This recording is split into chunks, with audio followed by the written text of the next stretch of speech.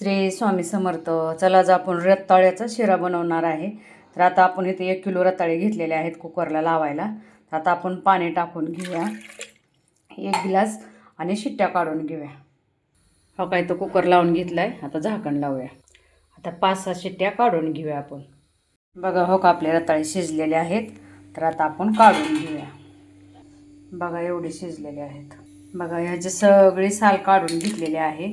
तर आपण ह्यानं बारीक बारीक बारीक असं करूया. आणि हो का, इथं आपण कढई ठेवलेली आहे. ह्यात तूप घालून घेऊया.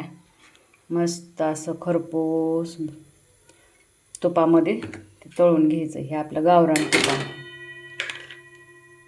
हो का, असं भुगा करून झालेला आहे. तर आता आपण टाकून घेऊया ह्याच्यामध्ये. हो का, आपलं तूप पण मस्त असं तळलेलं आहे.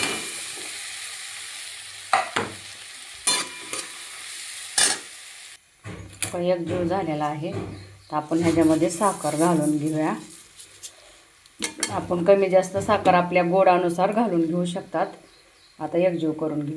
आपण एकजीव करून घेतलेला आहे. तुम्ही हे जरी आपण हे उपासासाठी बनवलेलं आहे. जर तुम्ही इलायची खाता असेल उपासाला तर तुम्ही इलायची टाकू शकताय.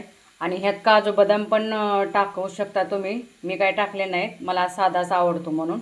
तुम्ही ह्याच्यामध्ये टाकून खाऊ पण शकतात. आणि हा शिरा एकदम पौष्टिक आहे. आणि रताळे खाल्लेले चांगले असतात म्हणून नेहमी तुम्ही रताळ्याची खीर करून खात जावा. रताळ्याचा शिरा असं मस्त खुसखुशीत तुपामध्ये बनवून तीही खात जावा. आणि रताळे खाण्याचे भरपूर असे काय फायदे आहेत माझ्या मैत्रिणींनो. नक्की करून बघा. आणि माझ्या डिश आवडल्या असेल तर कमेंट करा, फॉलो करा.